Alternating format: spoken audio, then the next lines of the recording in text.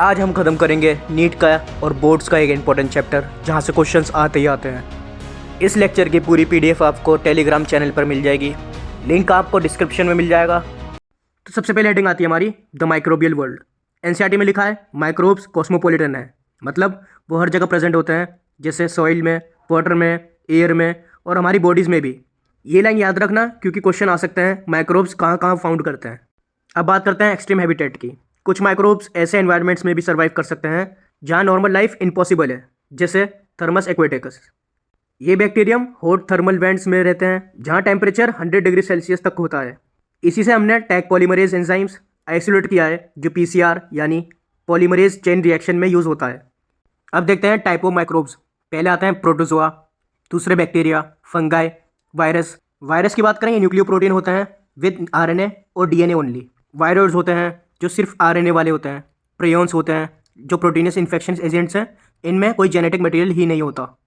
ये सब biological classification के अंदर अच्छे से गिवन था, इसको भी अच्छे से कवर कर लेंगे। अब बात करते हैं बैक्टीरिया के शेप्स की, जिसमें सबसे पहले बात करते हैं बैसिलस, जो कि आपको रोड शेप का देखने को मिलेगा। इसका एग्जाम्पल है बैसिलस एंथ्रेसिस। दूसरा कोकस, जिसमें आपको स्पाइरल शेप देखने को मिलेगी। इसका एग्जाम्पल है स्ट्रेप्टोकोकस न्यूमोनिया, जो कि न्यूमोनिया को कोज करता है।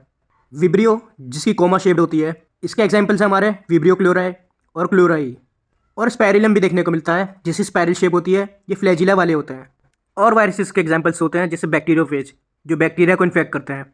एडिनो वायरस, जो रेस्पिरेटरी इन्फेक्शन करते हैं। टोबैको मोजाइक वायरस, जो कि प्लांट्स को इन्फेक्ट करता है। अब देखते हैं एक सेक्शन को, जो कि हमारा माइक्रोब्स इन हाउसहोल्ड प्रोडक्ट्स। इसमें पहला पार्ट आता है जिसमें पहले बात करते हैं कर्ड की, यानी दही। इसके लिए जो माइक्रोब रेस्पॉन्सिबल होते हैं वो होते हैं लैक्टोबैसिलस और लैक्टिक एसिड बैक्टीरिया, जो कि LAB है। इसका प्रोसेस बेसिकली ये है, मिल्क में थोड़ा इनोकुलम यानी स्टार्टेड कर्ड मिलाते हैं, जिसके बाद वार्म टेम्परेचर पे रखते हैं। देन लैक्टोबैसिलस बैक्टीरिया मल्टीप्लाई करते हैं, लैक्टोज को लैक्टिक एसिड में कन्वर्ट करता है, जिसके बाद मिल्क एसिडिक हो जाता है। उसके बाद प्रोटीन कोगुलेट होकर कर्ड सेट हो जाता है और मिल्क प्रोटीन डाइजेस्टिबल बन जाते हैं। हेल्थ बेनिफिट्स की बात करें, ये बहुत इंपॉर्टेंट है नीट के लिए। विटामिन B12 की क्वांटिटी इंक्रीज होती है, न्यूट्रिशनल क्वालिटी इंप्रूव होती है। दूसरा, स्टमक में डिजीज कॉजिंग माइक्रोब्स को चेक करता है प्रोबायोटिक इफेक्ट के थ्रू। अब देखते हैं दूसरा मेथड, जो कि है dough for idli and dosa. इसमें माइक्रोब की बात करें, जो कि एनसीईआरटी में बैक्टीरिया दिया हुआ है, वह स्पेसिफिकली इसका कोई नेम नहीं दिया हुआ, बट फर्मेंटेशन होती है बैक्टीरिया के अंदर। आपने देखा भी होगा कि ये पफ्ड अप क्यों हो जाता है जब इसके अंदर हवा सी भर जाती है। तो इसका रीज़न बेसिकली यही बताया गया है, फर्मेंटेशन के दौरान CO2 गैस प्रोड्यूस होता है, जो वाटर में ट्रैप होकर उसको स्पॉन्जी बना देती है। थर्ड बात करते हैं ब्रेड की, जिसमें आपको माइक्रोब्स देखने को मिलेगा, जिसका नाम है बेकर ईस्ट। इसमें आपको सैक्रोमाइसी सेरिवेसी देखने को मिलेगा, जिसकी प्रोसेस में बेसिकली डव में ईस्ट को डालते हैं, फर्मेंटेशन होती है, CO2 रिलीज होती है, जो ब्रेड को फ्लफी बना देती है।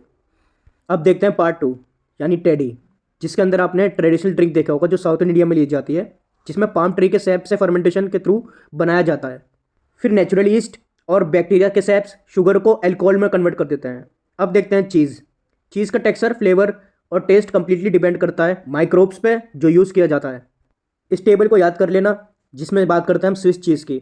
इसके अंदर आपको लार्ज होल्स क्यों देखने को मिलते हैं, क्योंकि इसमें पोरपियोनी बैक्टीरियम, शेरमनी बैक्टीरियम बहुत सारा CO2 प्रोड्यूस करता है ड्यूरिंग फर्मेंटेशन। अब देखिए रॉकफोर्ट चीज़। इसमें क्वेश्चन पूछा गया है बेसिकली, स्पेसिफिक राइपेंड फ्लेवर किससे आता है। इसका रीज़न है पेनिसिलियम रोकफोर्टी फंगस से। ये दोनों एग्जाम्पल्स डायरेक्ट नीट क्वेश्चंस बन सकते हैं, माइक्रोब और उसका इफेक्ट। अब देखते हैं इंडस्ट्रियल प्रोडक्ट्स, यानी फर्मेंटेड बेवरेजेस। जिसमें इक्विपमेंट्स की बात करें तो लार्ज वेसल्स को कहते हैं फर्मेंटर्स। इसमें ईस्ट यूज़ होती है, सैक्रोमाइसिस सर्वियसी, जो कि एक ब्रीवियर्स ईस्ट होती है। तो इसकी प्रोसेस की बात करें, माल्टेड सीरियल्स या फ्रूट जूसेस को फर्मेंट करते हैं, जिसके बाद ethanol plus carbon dioxide produce होती है।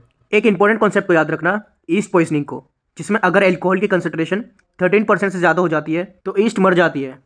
इसलिए ही हायर एल्कोहल के लिए डिस्टिलेशन करते हैं। विदाउट डिस्टिलेशन एल्कोहल लो होगी, जैसे wine, beer. With distillation alcohol high होगी, जैसे विस्की, ब्रांडी, रम। ये टेबल याद रखना, नीट में बहुत बार पूछा जाता है। अब नेक्स्ट इंडस्ट्रियल प्रोडक्ट्स की बात करते हैं, जो कि एंटीबायोटिक्स। इसकी डेफिनेशन की बात करें, एंटीबायोटिक्स वो केमिकल सब्सटेंस होते हैं जो माइक्रोब्स प्रोड्यूस करते हैं। वो दूसरे माइक्रोब्स की ग्रोथ को किल यानी रिटार्ड कर देते हैं। जैसा कि ग्रीक वर्ड्स में आपको दिख रहा होगा, anti means against, bio means life, but pro life for humans. अब देखिए पेनिसिलियम की स्टोरी, जो सुपर इंपॉर्टेंट है। स्टोरी को याद कर लो। पहले डिस्कवरी होती है जिन्होंने की थी, उनका नाम था अलेक्जेंडर फ्लेमिंग। इन्होंने 1929 में ऑब्जर्व किया पेनिसिलियम नोटाटम फंगस के अराउंड स्टेफाइलोकोकस बैक्टीरिया ग्रो नहीं कर रहे। फर्स्ट टाइम डिस्कवरी हुई एंटीबायोटिक की। अब देखिए पोटेंशियल। अर्नेस्ट चेन और होवर्ड फ्लोरे ने फुल पोटेंशियल एस्टेब्लिश किया, जिसमें लार्ज स्केल प्रोडक्शन स्टार्ट की। अब इसकी विक्ट्री भी देखिए। वर्ल्ड वॉर 2 में सोल्जर्स के लिए यूज़ हुआ था, जिसके लिए नोबेल प्राइज़ मिला 1945 में तीनों को ही। अब देखिए इसके क्योर, जिसकी वजह से डिजीज़ ठीक होनी शुरू हुई।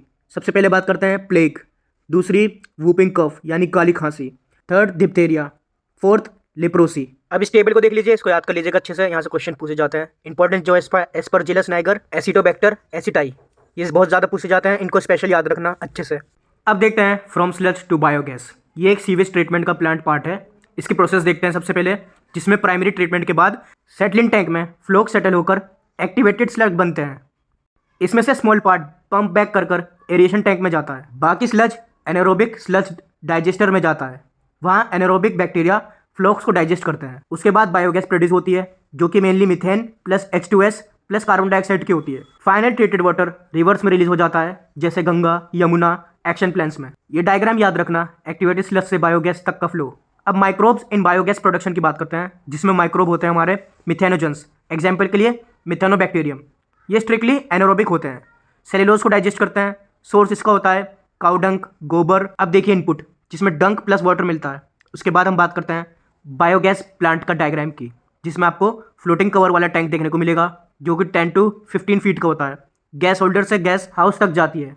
अब आउटपुट में देखिए, जो कि बायोगैस मिलती है, ये फ्यूल के लिए मेनली मीथेन की बनी हुई होती है। स्पेंट स्लरी, जो कि रिच होता है मैन्योर और फर्टिलाइजर्स में। इसके इंस्टीट्यूट की बात करें, IARI और KVIC ने पॉपुलराइज किया गोबर गैस प्लांट्स को। अब देखते हैं microbes as bio control agents. Philosophy की बात करें, organic farming, predation over eradication, मतलब पेस्ट को कंप्लीटली खत्म नहीं करना, बल्कि नेचुरली कंट्रोल करना, ताकि इकोसिस्टम बैलेंस रहे। द हिट लिस्ट, ये एग्जाम्पल परफेक्टली याद कर लो, ये बहुत ज़्यादा इंपॉर्टेंट है। जैसे लेडी बर्ड बीटल, ये एफिड्स को कंट्रोल करता है। ड्रैगन फ्लाई, ये मॉस्किटोज को खाता है। बीटी बटरफ्लाई कैपिलर्स को कंट्रोल करता है। बीटी कॉटन में भी यूज़ होता है। ट्राइकोडर्मा, जो कि फंगस है, ये रूट पैथोजेंस को कंट्रोल करता है। बेसिलोवायरसिस, जो कि NPV है, ये इंसेक्ट्स और आर्थ्रोपोड्स को कंट्रोल करता है। ये बायो कंट्रोल केमिकल्स पेस्टिसाइड से बेटर हैं, क्योंकि ये इको फ्रेंडली और टारगेटेड है। अब देखते हैं इंपॉर्टेंट टॉपिक को, माइक्रोब्स एज फर्टिलाइजर्स। इसका मेन गोल है स्टॉप मैग्निफिकेशन, मतलब केमिकल्स फर्टिलाइजर से पोल्यूशन होता है, इसलिए ऑर्गेनिक फार्मिंग और बायो फर्टिलाइजर्स को यूज़ करो। इसकी 3 कैटेगरीज हैं। पहली बैक्टीरिया, जिसमें सिम्बायोटिक रिलेशनशिप होता है, जिसमें राइजोबियम लेग्यूम प्लांट्स के रूट नोड्यूल्स में रहता है, एटमॉस्फेरिक नाइट्रोजन फिक्स करता है। दूसरी बात करें फ्री लिविंग की, जिसमें एजोस्पाइरिलम और एजिडोबैक्टर सॉइल में फ्रीली नाइट्रोजन फिक्स करते हैं। अब बात करते हैं माइक्रोराइजा की, जो कि फंगाई होती है। इसकी जीनस ग्लोमस होती है, जो कि मोस्ट कॉमनली फाउंड होती है। बेनिफिट्स की बात करें, फॉस्फोरस को एब्जॉर्ब करता है, रूट को पैथोजन से रेसिस्ट करता है, और ये सेलिनिटी और ड्रॉट से टॉलरेंस देता है। थर्ड बात करते हैं साइनोबैक्टीरिया की, जिसमें आते हैं ब्लू ग्रीन एल्गी। इसके एग्जांपल्स हैं एनाबिना नोस्टॉक। इसमें स्पेशल फीचर्स को याद रखना, हेटेरोसिस्ट होता है, जो नाइट्रोजन को फिक्सेशन करता है। इसके यूज़ की बात करें पैडी की, जो कि एक राइस होता है, ये फील्ड में नाइट्रोजन को बूस्ट करता है नेचुरली। अब देखिए एंजाइम्स एंड बायोएक्टिव मॉलिक्यूल्स, जिसमें सबसे पहले बात करते हैं एंजाइम्स की। सबसे पहला वाला आता है लाइपेजेस, जिसमें माइक्रोब यूज़ होता है, कैंडिडा लाइपोलिटिका। इसके यूज़ की बात करें, इसको डिटर्जेंट्स में डाल देते हैं ताकि ऑयली स्ट्रेन्स रिमूव हो जाएं। दूसरी बात करते हैं पैक्टिनियासिस एंड प्रोटियोसिस की, जिसका यूज़ होता है फ्रूट जूस को क्लैरिफाई करने में, हेज़ को रिमूव करके जूस को ट्रांसपेरेंट बनाता है। थर्ड बात करते हैं स्ट्रेप्टोकाइनेस की, जिसमें माइक्रोब यूज़ होता है स्ट्रेप्टोकोकस, जिसका निकनेम है क्लॉट बस्टर। इसका यूज़ होता है, ये हार्ट अटैक में ब्लड क्लॉट्स को डिजॉल्व करता है, जो कि एक लाइफ सेविंग एंजाइम है। अब बात करते हैं बायोएक्टिव मॉलिक्यूल्स की, जिसमें सबसे पहले बात करते हैं साइक्लोस्पोरिन ए की, जिसमें माइक्रोब यूज़ होता है फंगस ट्राइकोडर्मा पॉलिस्पर्म। अब इसके यूज़ की बात करते हैं, ये बेसिकली ऑर्गन ट्रांसप्लांट पेशेंट्स में बॉडी का इम्यून रेस्पॉन्स सप्रेस करता है, ताकि न्यू ऑर्गन रिजेक्ट हो। दूसरी बात करते हैं स्टेटिन्स की, जिसमें माइक्रोब यूज होता है मोनास्कस परप्यूरस। इसके यूज़ की बात करें, ये एक तरीके का ब्लड कोलेस्ट्रॉल लोअरिंग एजेंट है। इसके मैकेनिज्म की बात करें, ये competitively inhibit enzymes HMG CoA को रिडक्टेज करता है, जो कि कोलेस्ट्रॉल बायोसिंथेसिस में की रोल प्ले करते हैं। ये सब माइक्रोबियल प्रोडक्ट्स इंडस्ट्रीज़ में लार्ज स्केल पर बनाए जाते हैं। अब आते हैं सीवेज ट्रीटमेंट पर। इसका गोल बेसिकली ये होता है सीवेज को ट्रीट करके पॉल्यूशन रिड्यूस करना बिफोर रिवर्स में रिलीज किए। माइक्रोब इन्वॉल्व की बात करें, नेचुरली प्रेजेंट होते हैं हेटरोट्रोफिक माइक्रोब्स इन सीवेज में। इसमें पार्ट 1 की बात करते हैं, जिसमें आता है प्राइमरी ट्रीटमेंट, जो कि प्योर फिजिकल होता है। इसमें सबसे पहले स्टेप आता है फिल्ट्रेशन। सिंपल वर्ड्स में बात करें, कचरा या प्लास्टिक को रिमूव करना बार स्क्रीन से। दूसरा आता है सेडिमेंटेशन, इसका मतलब है क्रिट सॉइल या स्मॉल पार्टिकल्स को सेटल डाउन करना। उसके बाद ये प्राइमरी स्लज में कन्वर्ट हो जाते हैं जो कि सॉलिड होते हैं। दूसरी तरफ लिक्विड पार्ट प्राइमरी इफ्लुएंट कहलाया जाता है जो नेक्स्ट स्टेप में काम आता है, जो कि हमारा सेकेंडरी में जाते हैं। अब देखिए सेकेंडरी ट्रीटमेंट जो कि बायोलॉजिकल होता है। इसमें प्राइमरी इफ्लुएंट को एरिएशन टैंक में डालते हैं, mechanical agitation plus air pumped in हो जाती है और ऑक्सीजन सप्लाई मिलती है। इससे एरोबिक माइक्रोब्स यानी bacteria plus fungi vigorously grow करते हैं। ये मासिस बनाते हैं जिसको हम फ्लोक्स बोलते हैं, जो कि एक bacteria associated with fungal filaments mesh like structure होता है।